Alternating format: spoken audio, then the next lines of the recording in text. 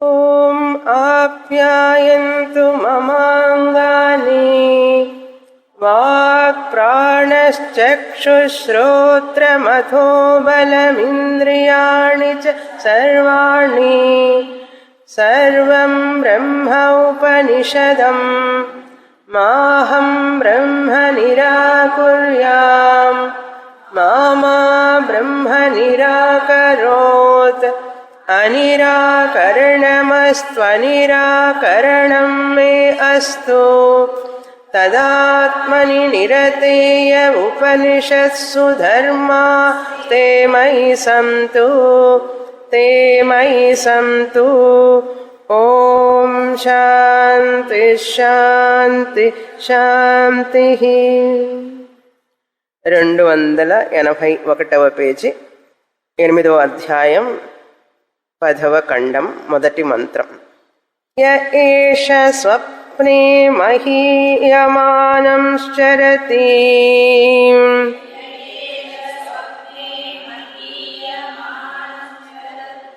ఏష ఆత్మేతి హోవాచ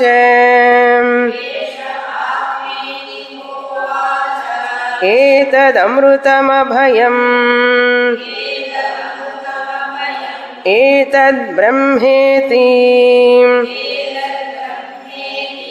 సహ శాంతహృదయః ప్రవ్రాజ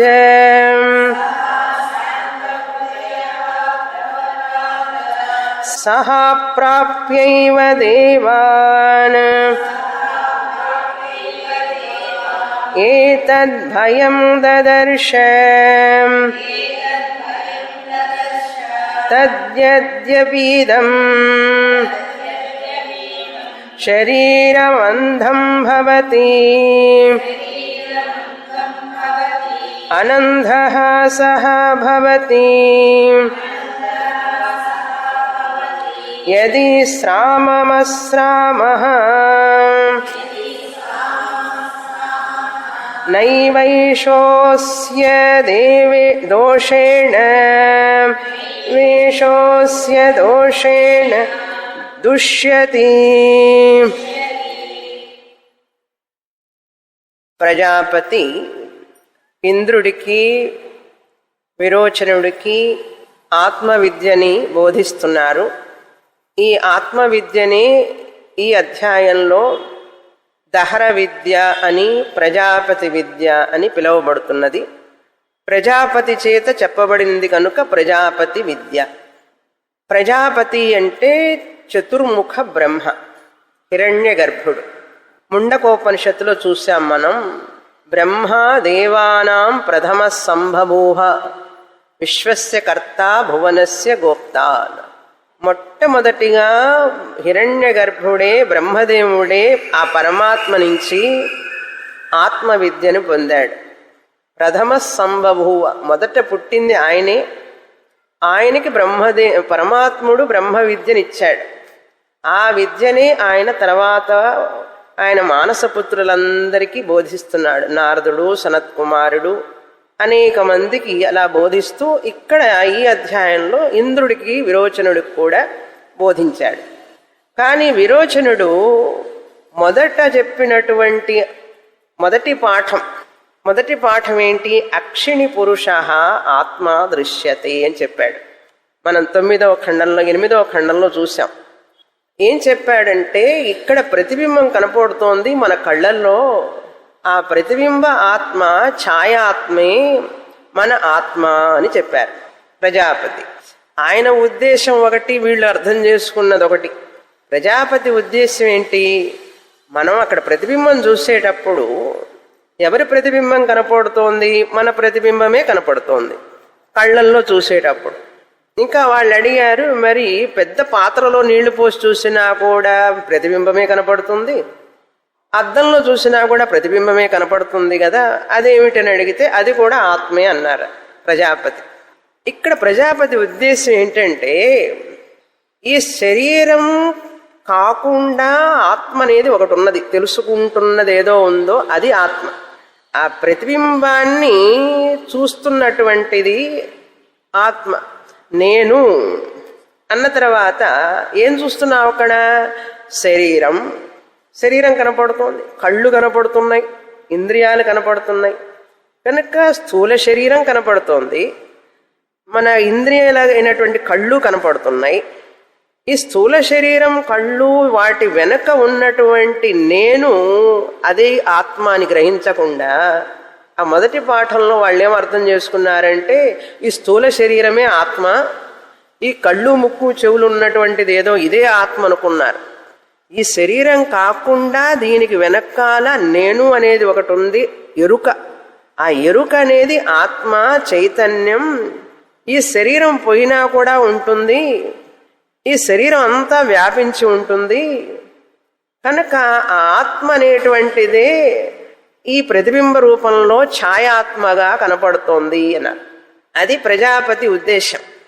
శరీరం వెనుకాల ఉన్నటువంటి ఉనికి, ఎరుక, అది ఆత్మ అని ఆయన చెప్తే వీళ్ళిద్దరు ఏం చేశారంటే ఈ శరీరమే ఆత్మ అనుకున్నారు. నా శరీరమే కదా కనపడుతోంది అక్కడ, నా కళ్ళే కదా కనపడుతున్నాయి అక్కడ, కనుక ఆత్మ అన్నారు, ఛాయాత్మ అన్నారు. విరోచనుడు ఏం చేశాడు? ఇదే పాఠం అనుకొని అందరికి బోధించడం మొదలుపెట్టాడు. ప్రజాపతి ఏమన్నారంటే ఇట్లాంటి విద్య ఎవరైనా నేర్చుకుంటే వాళ్ళు పతనం అయిపోతారన్నాడు.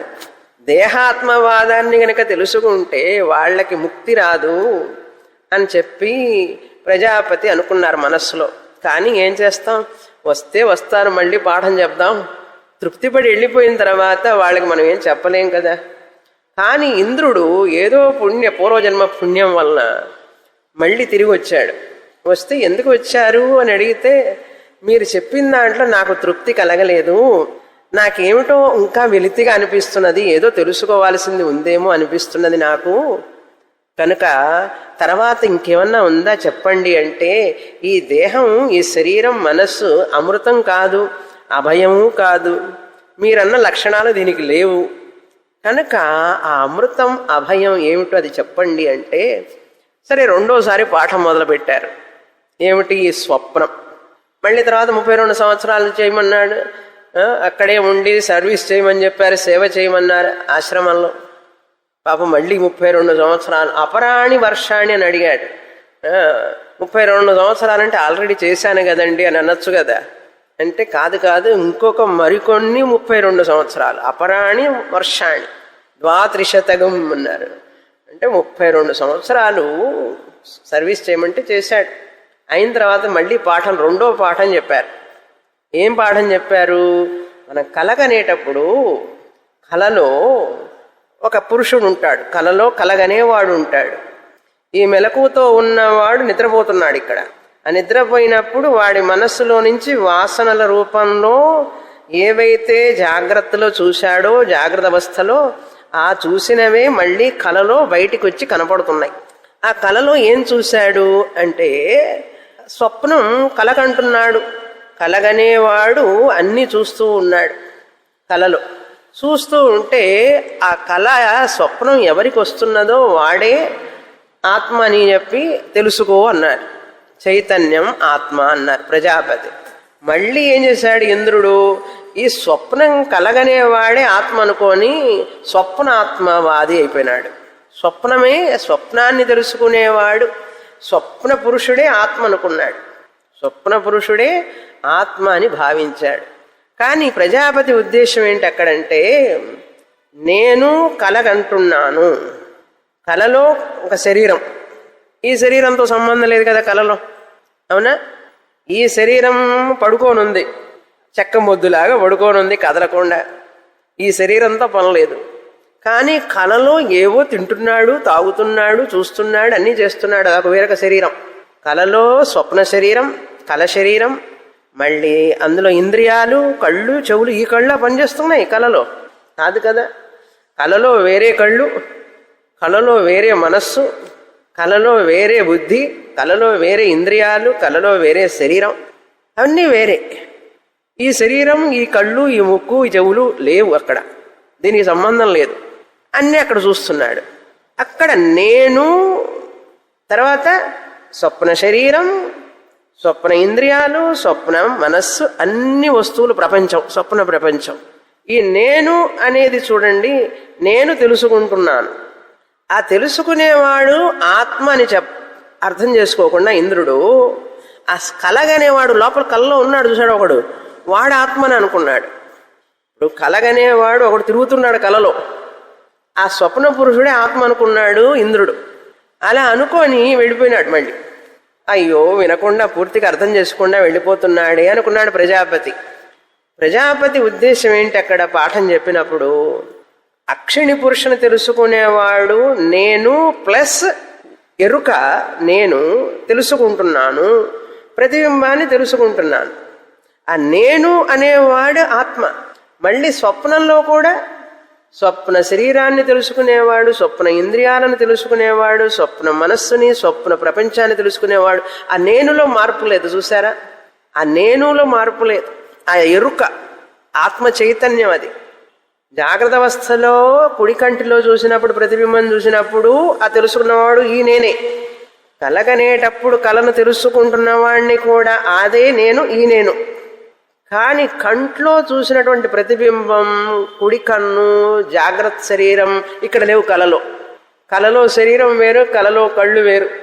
దక్షిణ అక్షయ పురుష జాగ్రత్తలో చూసిన శరీరం వేరు, కళ్ళు వేరు, ప్రతిబింబం వేరు. కానీ ఇక్కడ తెలుసుకున్నవాడు ఈ నేనే. ఆ కలను తెలుసుకుంటున్నవాడిని నేనే. ఆ నేనే ఆత్మ చైతన్యం. అది ఆత్మ చైతన్యం అని ఆయన చెప్తున్నారు. పాపం వీళ్ళేం చేశారు, ఆ స్వప్నంలో తిరుగుతున్నాడే ఒకడు, వాడు ఆత్మ అనుకున్నారు. ఆత్మ అనుకొని వెళ్ళాడు. వెళితే అప్పుడు ఆలోచించాడు.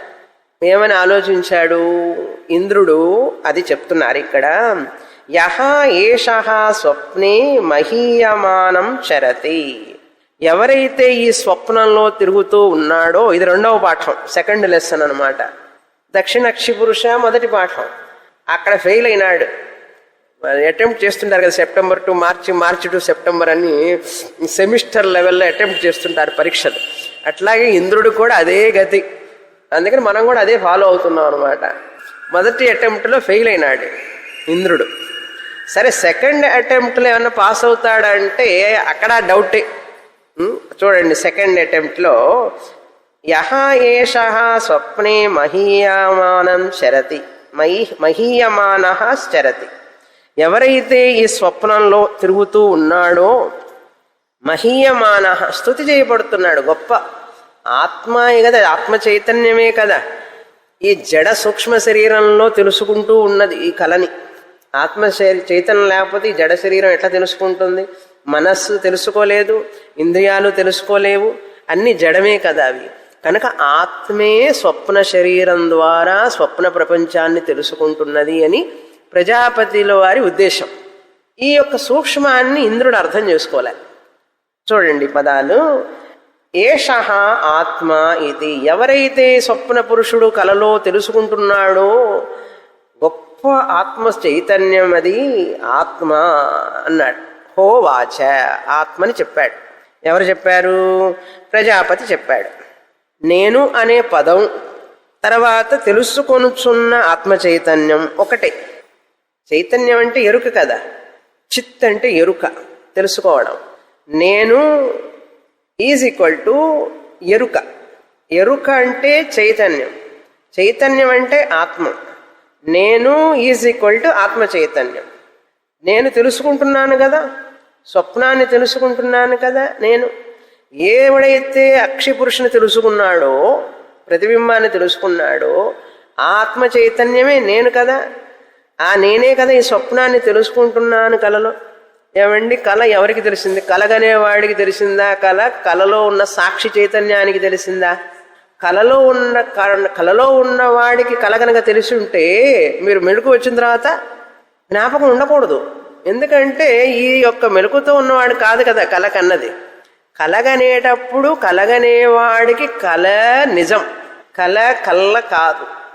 కలగనేవాడికి కళలో కళ్ళ కాదు, నిజం. గుర్తొస్తున్నదా?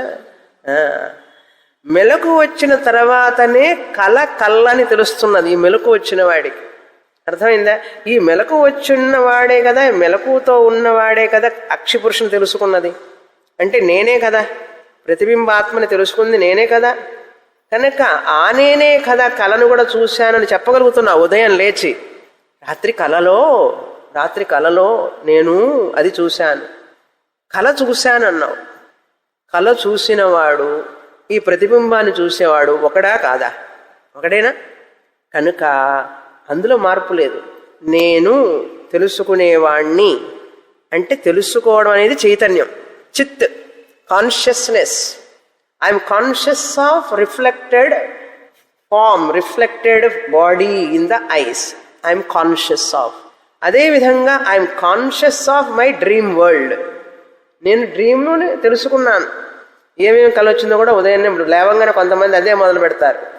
ఉదయం లేవగానే నాకేం కల వచ్చిందో తెలుసా నీకు? రాత్రి నాకు ఎట్లా తెలుస్తుంది మీకేం కల వచ్చిందో చెప్పండి అంటుంది ఈవిడ భార్య.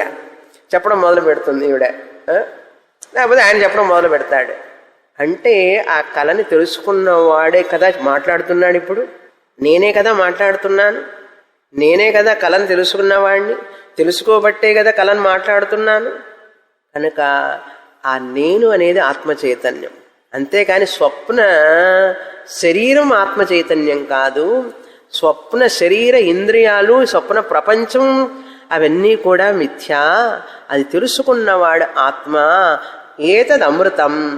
ఆ ఆత్మ శాశ్వతమైనది, అభయం. దానికి ఎటువంటి భయం ఉండదు. అమృతం అభయం. ఏతద్ బ్రహ్మ. ఈ తెలుసుకున్నవాడు చూడండి, ఇక్కడ నేను తెలుసుకున్నాను. ఆ తెలుసుకున్నాను అనేది ఆత్మ చైతన్యం, అదే బ్రహ్మ అంటున్నారు. ఆత్మ ఇది సహోవాచ ఏతద్ అభయం అమృతం బ్రహ్మ ఇది. అప్పుడు నేను తెలుసుకున్నవాడిని. తెలుసుకోవడం అనేది కాన్షియస్నెస్. ఇప్పుడు మీరు కాన్షియస్నెస్సా కాదా? ఇప్పుడు నేను మాట్లాడే మాటలు మీకు తెలుస్తున్నాయా లేదా? తెలుస్తున్నాయా లేదా?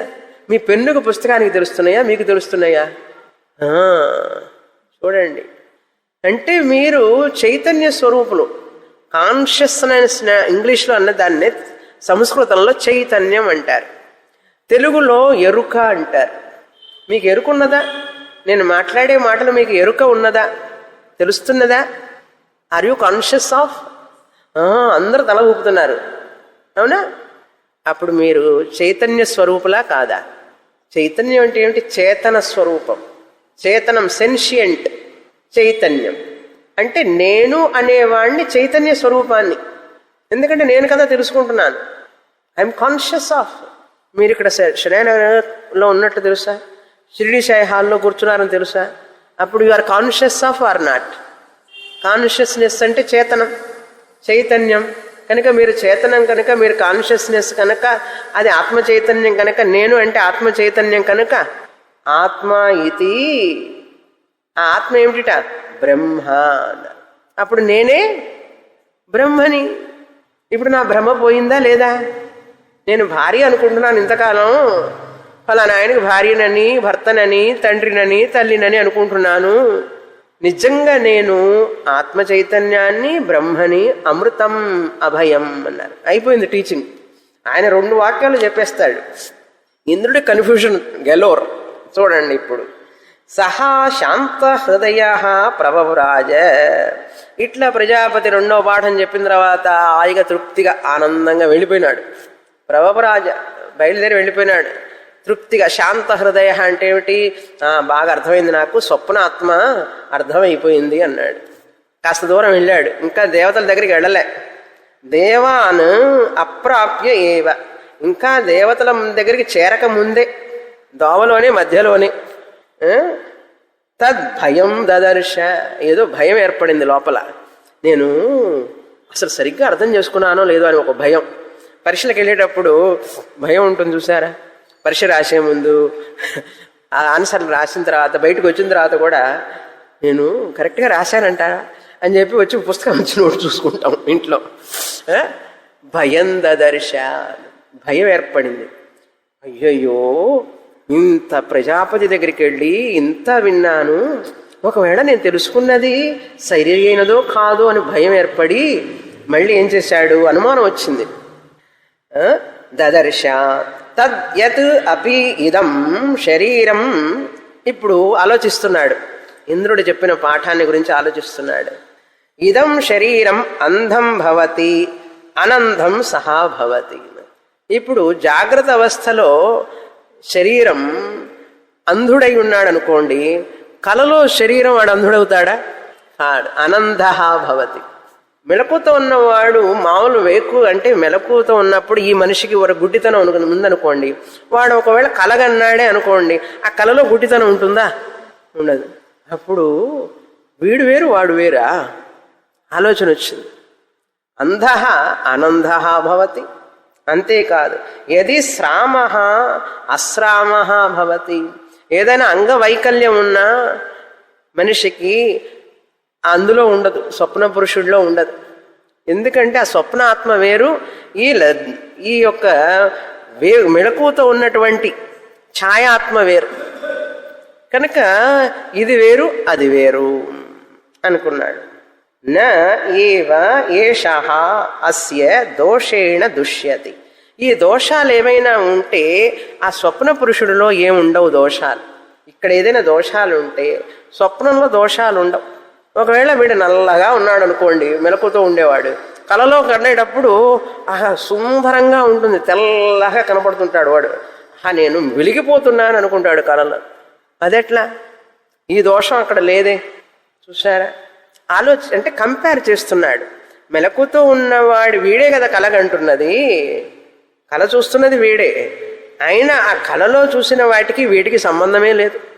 మనం కూడా చూస్తుంటాం చూడండి, చాలాసార్లు కళలో చూసే వాటికి మెలకుతో ఉన్న వాటికి సంబంధమే ఉండదు అని ఆలోచిస్తున్నాడు. ఇంకా అదే విషయాన్ని చింతన చేస్తున్నాడు. చూడండి నెక్స్ట్ మంత్రం. న వధేనాస్య హన్యతే నాస్య శ్రామ్యేణ శ్రామః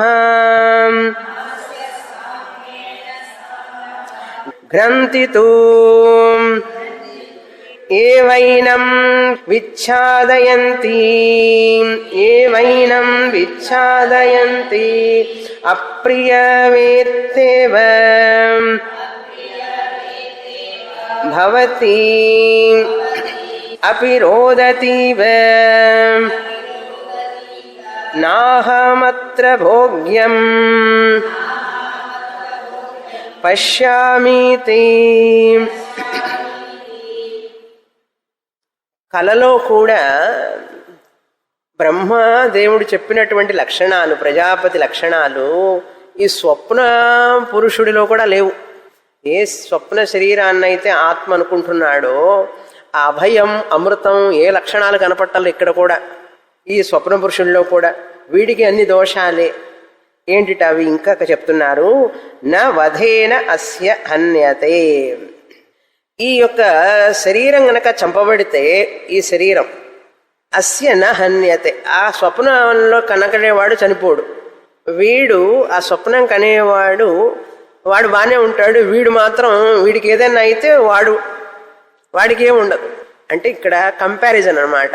ఒకవేళ కలగనేవాడు కూడా ఏదన్నా దెబ్బ తగిలిందనుకోండి, ఏదన్నా అయితే వీడికి ఏమన్నా అవుతుందో పడుకున్నవాడికి బాగానే ఉంటాడు. వధేన అంటే చంపబడడం వలన కలలో ఏదైనా జరిగితే నాశనం అయితే వీడికి ఏమన్నా అవుతుందా? కాదు. న హన్యతే న అస్య శ్రామ్యేణ శ్రామః. అదే విషయాలు క్రిందటి అధ్యాయంలో మనం చూసినవి, ఖండంలో చూసినవి అవే పదాలు. శ్రామ్యేణ శ్రామః న అస్య న అంటే ఆ స్వప్న పురుషుడికి ఇవన్నీ ఉండవు అన్నారు. వీడు బాగానే ఉన్నాడు పడుకున్నవాడు, అక్కడ ఏదన్నా ప్రాబ్లమ్స్ ఉంటే కలలో వీడికి ఏమి ఉండవు. చూసారా? అది ఆలోచిస్తున్నాడు ఇంద్రుడు. అంతేకాదు, ఘ్నంతీతు ఏవ ఏనం విచ్ఛాదయంతి ఇవ. ఘ్నంతి అంటే అంటే ఏదైనా హాని జరగడం. ఏదైనా హాని జరిగితే ఘ్నంతి, ఏదైనా ప్రమాదం జరిగితే అటువంటి తు ఏవ ఏనం విచ్ఛాదయంతి ఇవ. విచ్ఛాదయంతి అంటే ఈ కళలో దెబ్బ తగిలినట్టు పడిపోయినట్లు ఇవన్నీ వస్తూ ఉంటాయి, జరిగినట్లుగా కనపడుతూ ఉంటాయి. అప్రియవత్ అప్రియవేత్త అన్నాడు. అక్కడ కూడా చాలా ప్రాబ్లమ్స్ ఫేస్ చేస్తుంటాడు కళలో కూడా. అప్రియం అంటే అన్ఫేవరబుల్, చెట్టు కింద పడినట్టు, చెట్టు తలకాయ మీద పడినట్టు, గుమ్మడికాయ పడినట్లు, కాలు జారి పడినట్లు, రకరకాలుగా అక్కడ ప్రాబ్లమే. కలలో కూడా రోదితి ఇవ, అక్కడ కూడా కలలో కూడా ఏడుస్తుంటాడు. అయ్యో పరుసు పోయిందే, పెట్టె పోయిందే, బండి పోయిందే, ట్రైన్ ఎక్కకుండా పెట్టి జారిపోయిందే, ఇవే వస్తుంటాయి కలలో ఎక్కువగా. చూసారా? ట్రైన్ మిస్ అయినట్లు, పెట్టి మర్చిపోయినట్లు, పరీక్ష పేపర్ మర్చిపోయినట్లు, హాల్ టికెట్ మర్చిపోయినట్లు, అన్నీ ఇవే వస్తుంటాయి. పొద్దున్నే లేచి పీడకలు వచ్చిందంట పైగా. ఎందుకంటే అంత నెగిటివ్గా ఆలోచించే వాళ్ళకి ఏం కళ్ళు వస్తాయి, అంతకంటే మంచి కళలు ఏమొస్తాయి? రావు. రోదితి ఇవ, అక్కడ ఏడుస్తూనే ఉన్నాడు వీడు. రోదితి అంటే ఏడవడం. భవత్యపి రోదతి ఇవ నాహమత్ర భోగ్యం. ఇంతవరకు ఏమనుకున్నాడంటే ఈ కళలో మెలకుతో ఉన్నవాడికి జలుబు చేసినా, కళ్ళు నిప్పు, ఏదన్నా ప్రాబ్లం ఉన్నా అక్కడ వాడికి లేదు. చూసారా? ఇక్కడి వాడికి ఏదన్నా హర్ట్ అయినా కూడా అక్కడేమీ లేదు, బాగానే ఉన్నాడు. కానీ అంటే ఏమిటి? పోనీ వాడేమన్నా బాగుంటాడా కళలో అంటే లేదు, వాడు అప్పుడప్పుడు అన్ఫేవరబుల్, అప్రియవేత్త. అక్కడ కూడా కొన్ని కష్టాలు ఎదుర్కొంటున్నాడు కదా. మొదట ఏం ఆలోచించాడంటే ఈ కళలో ఉన్నవాడికి ఏమన్నా కష్టాలు ఉంటే కూడా అక్కడ లేవు అని తెలుసుకున్నాడు. వీడికి ఏమైనా అంగవైకల్యం ఉంటే అక్కడ ఉండదు, వీడికి ఏమైనా ఇక్కడ ప్రాబ్లమ్స్ ఉంటే, ఏదైనా ఫేస్లో కానీ కళ్ళల్లో నీళ్లు కారడం ఇక్కడ ఉంటే, మెడ్రాస్ అయ్యి వచ్చిందనుకోండి కలగంటాడు. కళలో వాడికి మెడ్రాస్ అయి ఉంటుందా? ఉండదు. బాగున్నాడు, బాగానే ఉన్నాడు, అక్కడ మెడ్రాస్ అయి లేదే అని చెప్పి అట్లా ఆలోచించాడు. బాగానే ఉందే, స్వప్నార్థం మంచిదే అనుకున్నాడు. కానీ చూస్తే కొద్దిసేపు మళ్ళీ ఆలోచిస్తే ఎట్లా కాదు, వీడికి కూడా అప్రియం ఏర్పడుతుంది. పర్సు మర్చిపోతున్నాడు, రైలు పెట్టి మర్చిపోయినాడు, అంటే రైలు మిస్ అయినాడు, ఏదేదో ప్రాబ్లం వచ్చింది, అక్కడ కూడా జారిపడ్డాడు, భయపడ్డాడు, ఏడుస్తున్నాడు. అంటే ఏదో ఇక్కడ కూడా ఏదో లోపమే ఉన్నది అనుకున్నాడు. రోదతి ఇవ అప్రియవేత్త. అప్రియ అంటే అన్ఫేవరబుల్, అంటే ప్రియం కానటువంటిది. పీడకలంటే అంటే ఏమిటండి? అప్రియమే కదా. అప్రియమైన తెలుసుకుంటున్నాడు కదా అక్కడ కూడా. ఏవ భవతి రోదతి ఇవ నా అహం అత్ర భోగ్యం. దీనివల్ల నాకేంటి ప్రయోజనం? ఈ స్వప్నాత్మని తెలుసుకోవడం వలన నాకేంటి ప్రయోజనం? అక్కడ కూడా ఏడుస్తూనే ఉన్నా, కలలో కూడా ఆయన చెప్పిన అమృతం అభయం ఏం కనపడలే నాకు. భోగ్యం న అంటే, భోగ్యం అంటే ఏంటి? ప్రయోజనం.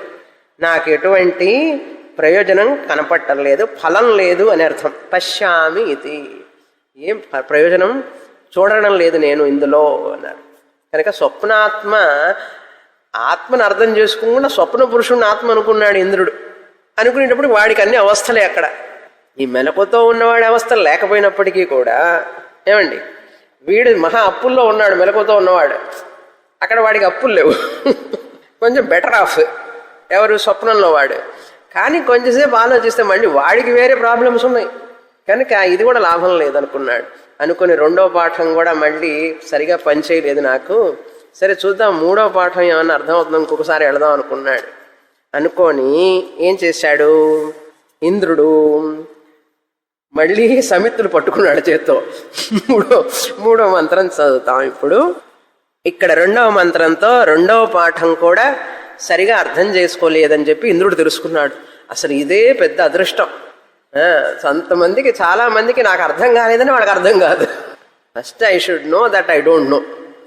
నాకు తెలియదని నాకు తెలియాలి కదా, నేను సరిగా తెలుసుకోలేదని తెలుసుకోవాలి. అది తెలుసుకున్నాడు ఇంద్రుడు. విరోచనుడు తెలుసుకోలేకపోయినాడు అది. సరే ఏం చేశాడు ఇంద్రుడు చూడండి. సహా సమిత్పాణి పునరేయాయ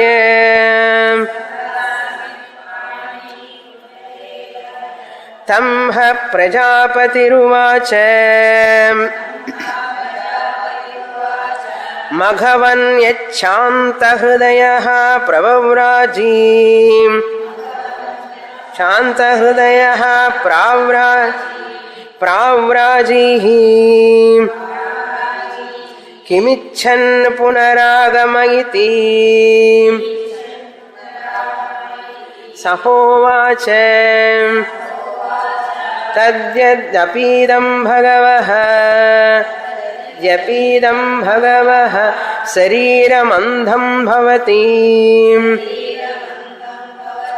అనంధః సహ భవతి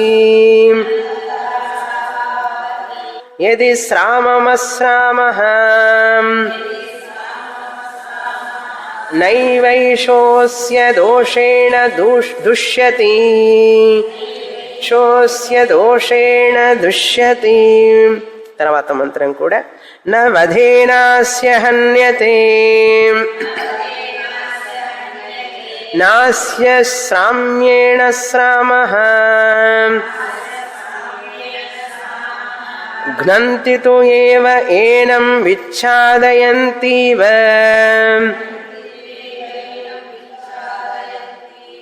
అప్రియవేత్త ఏవ భవతి అపి రోదతీవ నాహమత్ర భోగ్యం పశ్యామి ఏవమేవైషః మఘవన్నితి హోవాచ ఏతం త్వేవతే భూయః అనువ్యాఖ్యాస్యామి వసాపరాణి త్రిగుంశతం వర్షాణి త్రిగుంశతం వర్షాణి సహాపరాణి త్రిగుంశతం వర్షాణ్యువాస వర్షాణ్యువా తస్మై హోవాచ. తాను అక్కడ వెళుతూ వెళుతూ ఏదైతే నేను సరిగా అర్థం చేసుకోలేదని అనుకున్నాడో అదే విషయాన్ని ఇక్కడ ప్రజాపతికి చెప్తున్నాడు. సహ సమిత్పాణి, సమిత్తులు తీసుకున్నాడు మళ్ళీ చేతిలోకి. ఎప్పుడు పాఠం అప్పుడే వెళ్తే కదా డాక్టర్ దగ్గరికి వెళితే ఫీజు పోయిన వారం ఇచ్చాను కదయ్యా కన్సల్టేషన్ ఫీజు అంటే అదే పోయిన వారంది ఇప్పుడు వారంది ఇవ్వాలంటారు.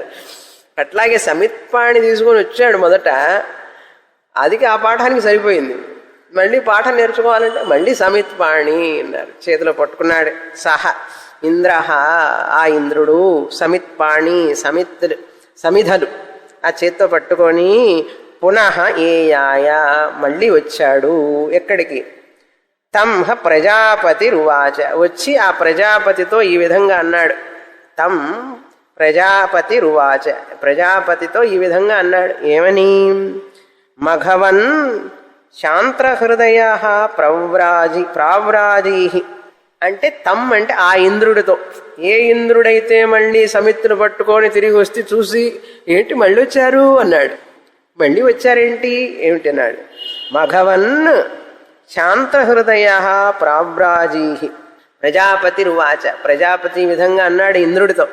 మఘవన్ అంటే ఇంద్ర, ఇంద్రుడికి మరొక పేరు మఘవన్. మఘవన్ శాంతహృదయ ప్రావ్రాజీ, మీరు బాగా తృప్తిగా ఆనందంగా సంతోషంతో వెళ్ళిపోయినారు కదా. కిమిచ్చన్ పునరాగమ ఇది, మళ్ళీ ఎందుకు వచ్చారు? పునః ఆగమ, తిరిగి ఎందుకు వచ్చారు అని అడిగాడు. అప్పుడు సహా ఇంద్ర ఉవాచ, ఇంద్రుడు చెప్పాడు. సహా అంటే ఇంద్ర ఏమని చెప్పాడు? తద్యద అపి ఇదం భగవః, మీరు చెప్పారు పాఠం బాగానే ఉంది, అక్కడ కూడా నాకేదో దోషం కనపడుతోంది, నేను సరిగా అర్థం చేసుకోలేదో అనుకుంటున్నాను. ఎందుకంటే శరీరం అంధం భవతి అనంద సహ భవతి. ఈ శరీరం గుడ్డిదైతే అంటే గుడ్డివాడైతే అక్కడ గుడ్డితనం లేదు, బాగానే ఉంది, అంతవరకు బాగానే ఉంది. ఇక్కడ గుడ్డితనం లేకపోయినా అక్కడ ఇక్కడ గుడ్డితనం ఉన్న అక్కడ గుడ్డితనం లేదు కదా, బాగుంది.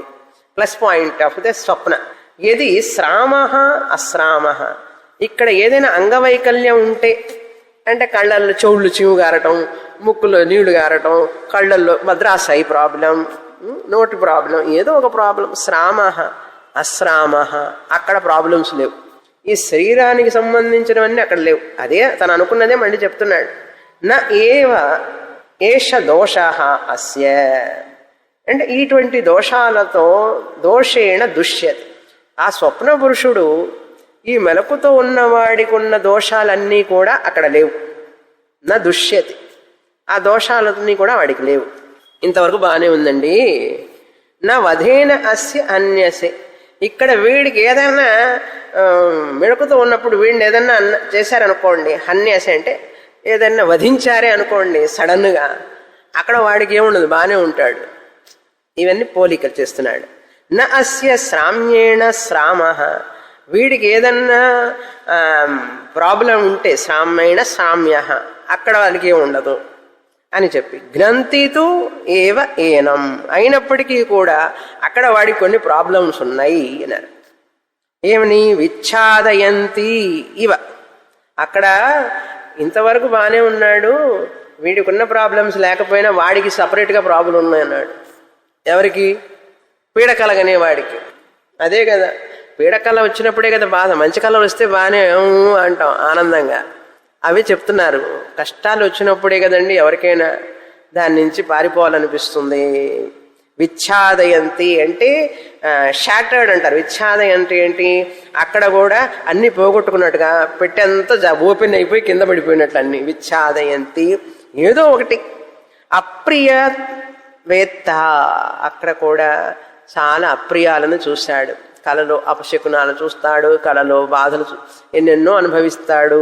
ఏవ భవతి అపి రోదతీవ, ఏడుస్తాడు కలలో కూడా. కొంతమంది ఆ కలలో వచ్చే ఏడుపుని భయపడి మెలకు వచ్చి ఏడుస్తారు, అది కంటిన్యూ అవుతుంది. చూసారా? ఎందుకో ఏడుస్తారంటే, అయ్యోయ్యో పీడకల వచ్చింది అంటే అది మంచినీళ్ళు దాగి పడుకో అంటారు. అవునా? అది రోదతి ఇది. నా అహమత్ర భోగ్యం పశ్యామి. ఈ స్వప్న పురుషుల్లో కూడా దోషాలు ఉన్నాయండి. కనుక నేను వాడి ఆత్మను అనుకొని పరిగెత్తుకుంటూ వెళ్ళిపోయినాను, కానీ ఇప్పుడు తెలిసిపోయింది వాడు కూడా అమృతం కాదు, అభయం కాదు, మీరు చెప్పినటువంటి అమృత అభయం కాదని తెలిసింది. ఏవమేవ ఏషః మఘవన్ ఇతి హోవాచ. ఇంతే నాయన అన్నారు. ఈ విధంగా చెప్పాడు. ఉవాచ ఏతం తు ఏవ తే, ఈ విధంగా నువ్వు తెలుసుకున్నావు కదా, ఇది నేను తెలుసుకున్నాను అన్నాడు. అంటే అలా తెలుసుకున్నావు కదా, నేను మళ్ళీ నీకు పాఠం చెప్తాను, విను, తిరిగి పాఠం చెప్తాను. భూయాహ అనువ్యాఖ్యాస్యామి, ఇంకా నీకు చక్కగా అర్థమయ్యేటట్టు నేను చెప్తాను అన్నాడు. ఇప్పుడు ఇంతవరకు అర్థమైందా? ఇంద్రుడు ఏం అర్థం చేసుకున్నాడో ఏం అర్థం చేసుకోలేదో, ఇంద్రుడు పడ్డ బాధ మనకు తెలిసింది కదా. తెలిస్తే తర్వాత పాఠం అర్థమవుతుంది. ఇప్పుడు జాగ్రత్త అవస్థ అయిపోయింది మొదటి పాఠం, స్వప్నావస్థ మూలంగా రెండవ పాఠం అయింది. ఆ ఛాయాత్మ జాగ్రత్త అవస్థలో, స్వప్నాత్మ స్వప్నంలో, ఆ రెండింటినీ శరీరాన్ని ఆత్మ అనుకున్నారు. కానీ ఆ కళను తెలుసుకునేవాడు, జాగ్రత్తను తెలుసుకునేవాడు ఆత్మను తెలుసుకోలేకపోయినారు వీళ్ళు. అందుకని గురువుగారేమో ఆత్మ దృష్టితో మాట్లాడుతూ ఉంటాడు, ఆయన లక్ష్యార్థ దృష్టితో చెప్తూ ఉంటే వీడు వాచ్యార్థ దృష్టితో వింటుంటాడు. నాకు వాటర్ ప్రాబ్లం ఉంది, నాకు కరెంటు ప్రాబ్లం ఉంది, నాకు సౌండ్ డిస్టర్బెన్స్ ప్రాబ్లం ఉంది, ఇవన్నీ ఉంటే నాకేమిటండి బ్రహ్మన్ అంటారు, ఆత్మని అంటారు. నేనేమో లక్ష్యార్థ దృష్టిలో చెప్తా. ఈ వాచ్యార్థ దృష్టి శరీరం దీనికి వాటర్ ప్రాబ్లం ఉంటుంది, ఎలక్ట్రిసిటీ ప్రాబ్లం ఉంటుంది, సౌండ్ పొల్యూషన్ ఉంటుంది, రెయిన్ ప్రాబ్లం ఉంటుంది, అన్నీ ఉంటాయి. నేనేమో లక్ష్యార్థ దృష్టితో ఏం మాట్లాడుతుంటే నువ్వేమిటే అట్లా ఆలోచిస్తావు. స్వామిని మీరేమన్నా మా సమస్యలను తీరుస్తారా? నేనెందుకు తీరుస్తాను? భగవంతుడు కూడా తీర్చలేడు. ఎందుకంటే వ్యావహారికంగా శరీరానికి ఉండే బాధలు, ఆధ్యాత్మిక అధిభౌతిక ఆది దైవిక తాపాలు పోవు. అవి క్లాస్కి వచ్చి కూర్చున్నంత మాత్రాన నేను వెళుతున్నా కానీ ఏం తగ్గలేదు ప్రాబ్లమ్స్. ఆ స్వామినికి ఎంత సేవ చేశానో ప్రాబ్లమ్సే పోలేదు. ఎవరు చెప్పారు ప్రాబ్లమ్స్ పోతాయి? నేనేమో చెప్పానా? నేనేమైనా ప్రామిస్ చేశానా? చేయలేదు కదా.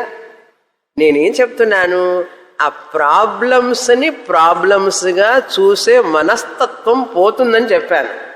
అంతేకాని ప్రాబ్లమ్స్ పోతాయని చెప్పలేదు. క్లాసుకు వచ్చినంత మాత్రాన మోకాలు నొప్పి రాకుండా ఉంటుందా? ఎందుకంటే మోకాలు నొప్పి శరీరానికి సంబంధించింది. అందుకని ఇవన్నీ ఉంటూనే ఉంటాయి.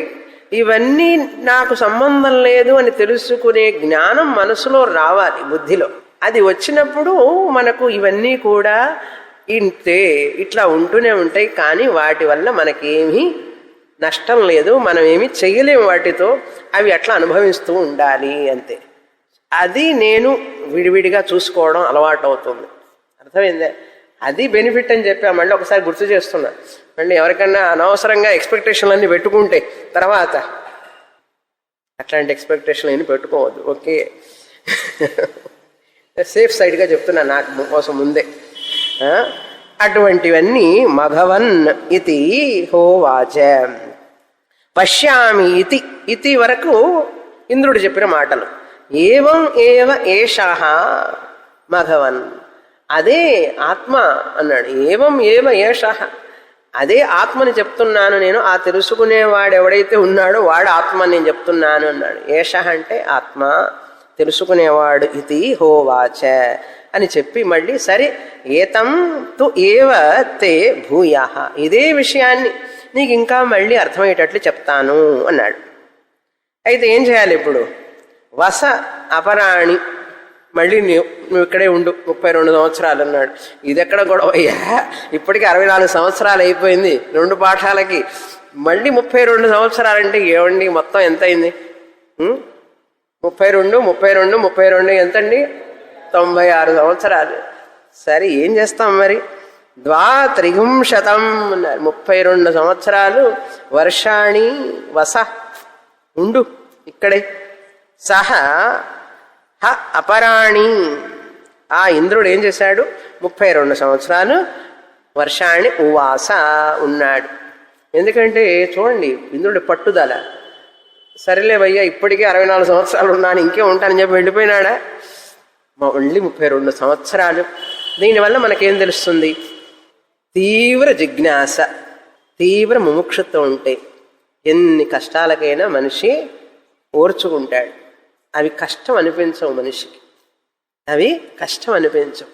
ఎప్పుడైతే మనం పొందేటటువంటిది చాలా ఉన్నతమైనది, తెలుసుకోవలసినది అని అనిపించినప్పుడు అసలు ఇది ఒక కష్టమా అనిపిస్తుందా? అనిపించదు. అందుకని మళ్ళీ 32 సంవత్సరాలు ఉన్నాడు.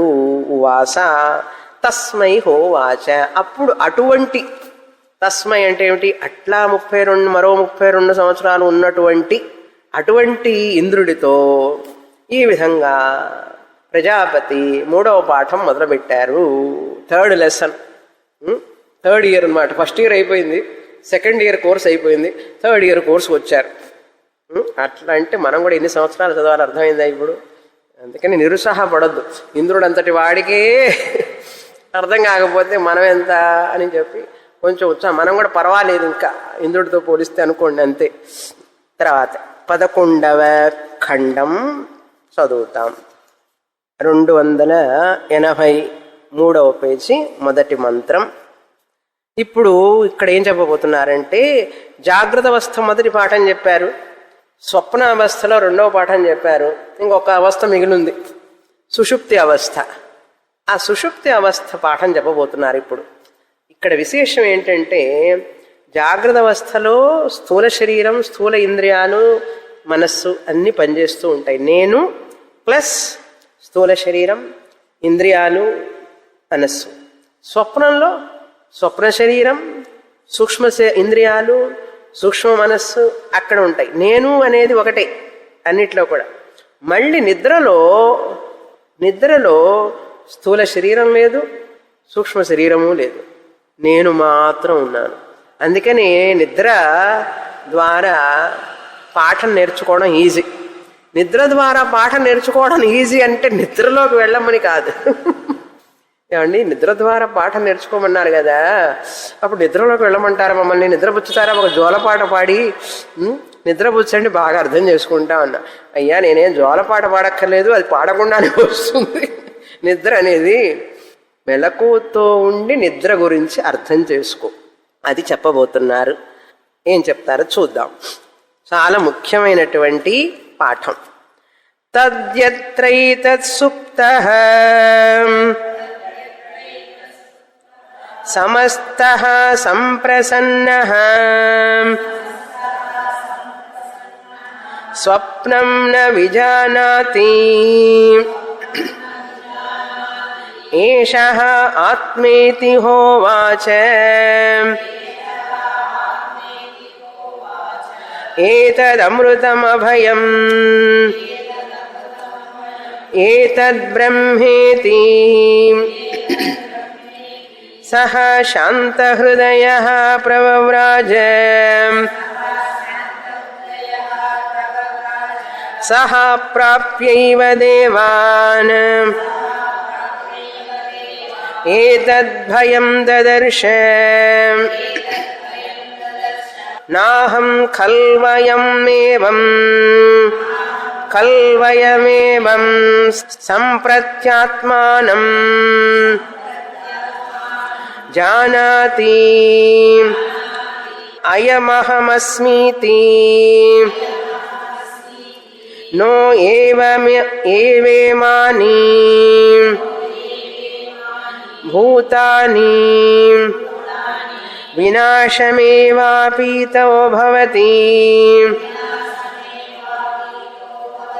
నాహమత్ర భోగ్యం పశ్యామీతి.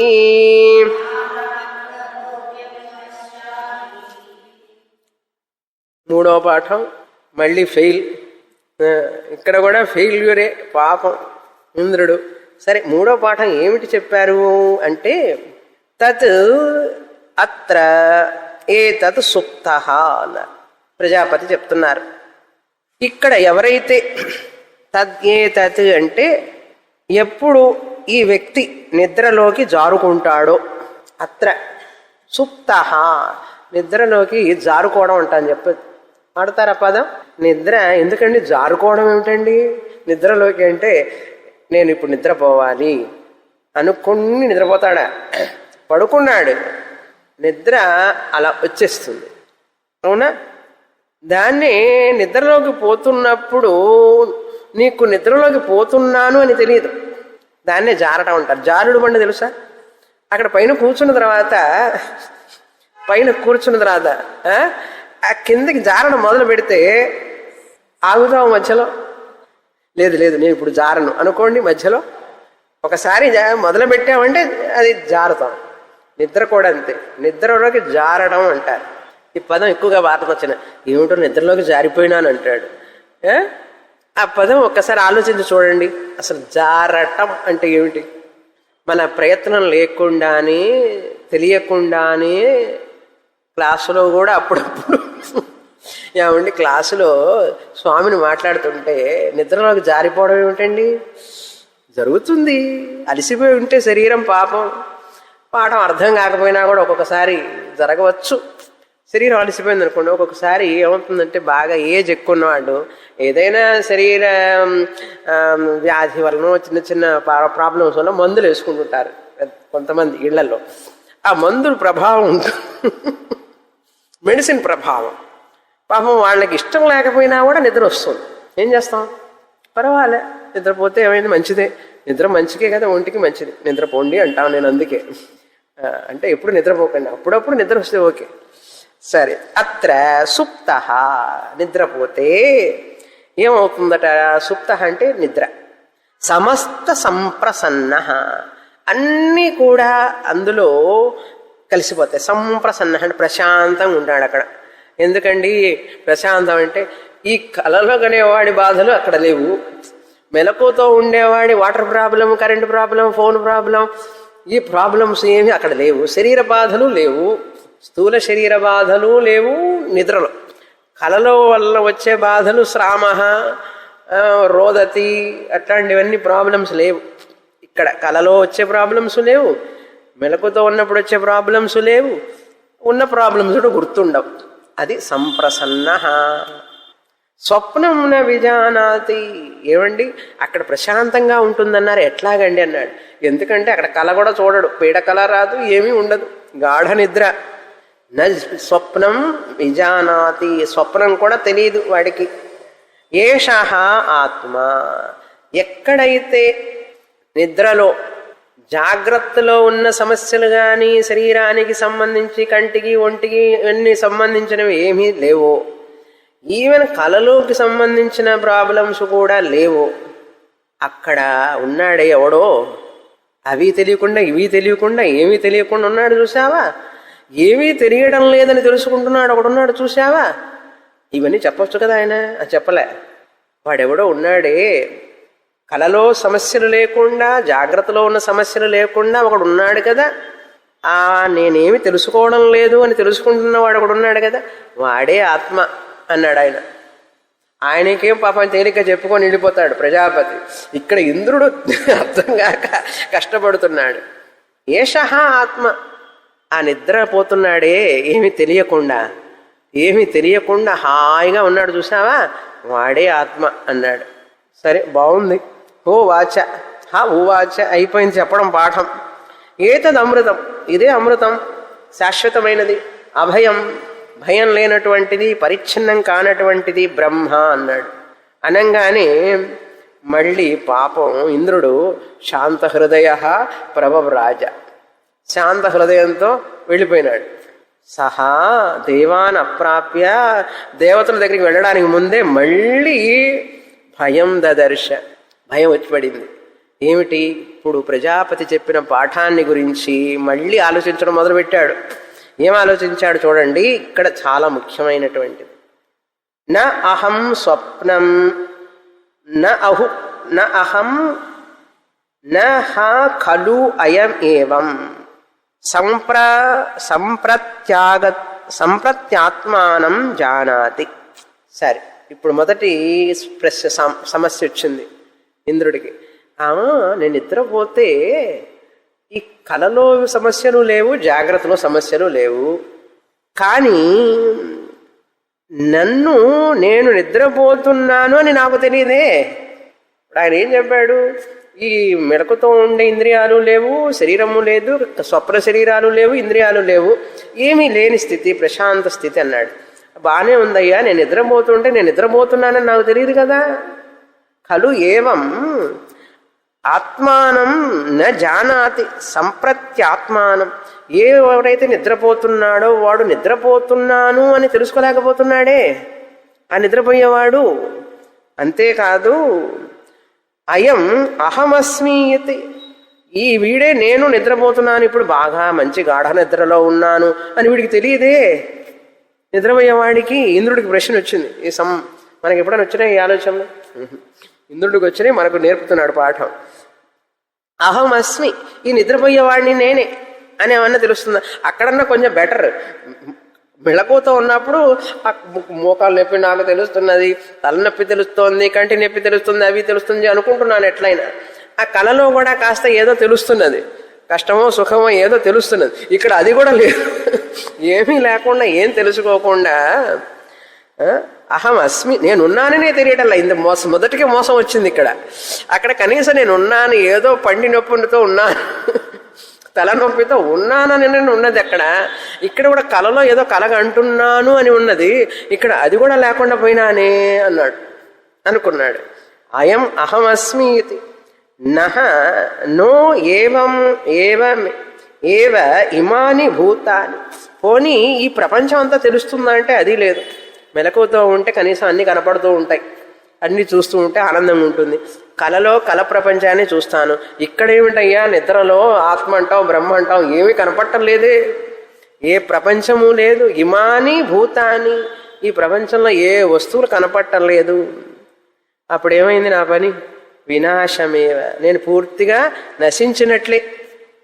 ఎందుకంటే శరీరం తెలియలేదు, అనుభవం లేదు, నేనున్నాననే నాకు తెలియదు, ప్రపంచం తెలియదు, ఏమీ తెలియకుండా అసలు నేనే పోయినానా?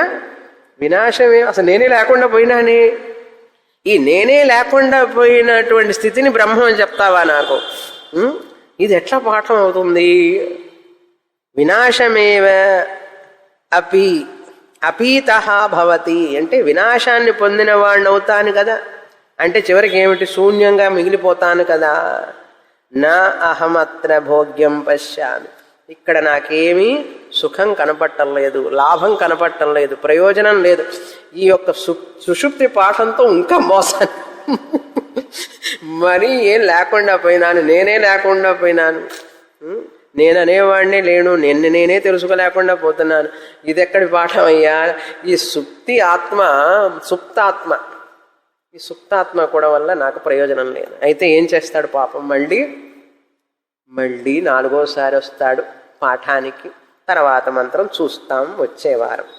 పూర్ణమదః పూర్ణమిదం పూర్ణాత్ పూర్ణముదచ్యతే పూర్ణస్య పూర్ణమాదాయ పూర్ణమేవావశిష్యతే.